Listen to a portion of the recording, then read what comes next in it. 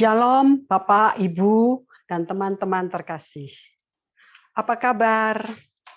Semoga kita selalu dalam keadaan sehat, bahagia, dan sejahtera. Perkenalkan, saya Ria Kusuma Dewi, seorang ibu rumah tangga. Hari ini saya ingin berbagi sebuah renungan yang saya ambil dari Injil Yohanes bab 16 ayat 5 sampai 11 dengan tema Jadilah Saksi Kristus. Dalam sebuah keluarga, ketika orang tua akan keluar rumah, entah itu hanya sebentar, apalagi lama, meninggalkan pesan kepada putra-putrinya. Pesan itu dapat berupa kebutuhan sehari-hari rumah tangga atau kehati-hatian dalam kehidupan, atau mengenai tugas-tugas putra-putrinya. Demikian juga dengan Yesus. Ketika sedikit waktu lagi dia akan ke Bapa, dia meninggalkan pesan dan tugas. Sebelum sengsaranya, Yesus berpesan kepada para murid, tetapi kamu harus bersaksi karena kamu dari semula bersama-sama dengan aku. Yohanes bab 15 ayat 27. Namun, Yesus tidak akan meninggalkan para murid sebagai yatim piatu. Dia akan mengirim Roh Kudus, Roh Penolong, Roh Penghibur. Sebab jikalau aku tidak pergi, penghibur itu tidak datang kepadamu. Namun, jika aku pergi, aku akan mengirim dia kepadamu. Mendampingi para murid, Roh Kudus akan bekerja menginsyafkan dunia dari dosa, kebenaran, dan penghakiman.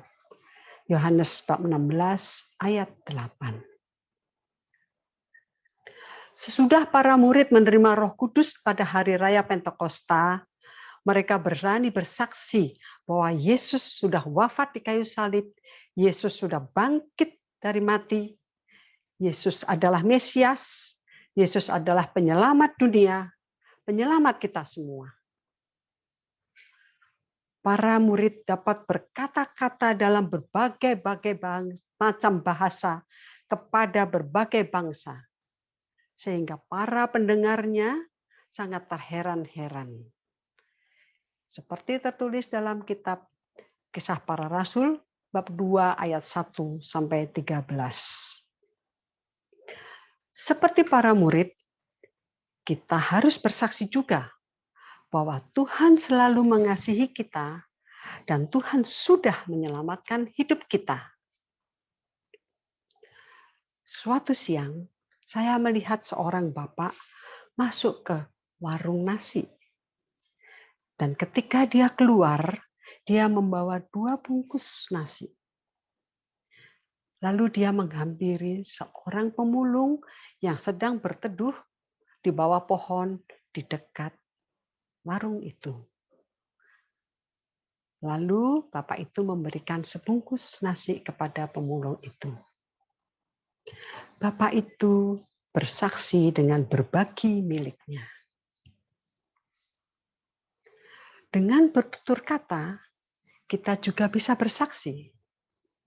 Saya pernah melihat atau mendengarkan tanpa sengaja di dalam sebuah kereta dalam perjalanan keluar kota. Seorang ibu yang sedang bercakap-cakap dengan seorang pemuda yang duduk di sampingnya. Ibu yang sedang remuk hati ini dalam percakapannya bisa curhat kepada si pemuda. Dan si pemuda itu bisa memberikan beberapa pertimbangan yang membuka wawasan bagi ibu itu, sehingga dia mempunyai harapan lagi untuk dapat menyelesaikan masalahnya. Ketika melihat tayangan televisi, suatu daerah yang porak-poranda akibat bencana alam, pemirsa bisa mendoakan para korban yang selamat dan juga yang luka-luka, agar mereka dapat melewati masa sulit mereka dan penuh harapan. Bagi yang meninggal, agar beroleh kerahiman Allah. Pemirsa ini bersaksi melalui berdoa. Jadi, kita bisa menjadi saksi Kristus dalam kehidupan sehari-hari, kapanpun, dimanapun, dan pada siapapun. Santo Ignatius dari Antioquia berkata, "Aku ingin menjadi seorang Kristen sejati dan bukan sekedar membawa nama Kristen." Marilah kita menjadi saksi Kristus. Berkah dalam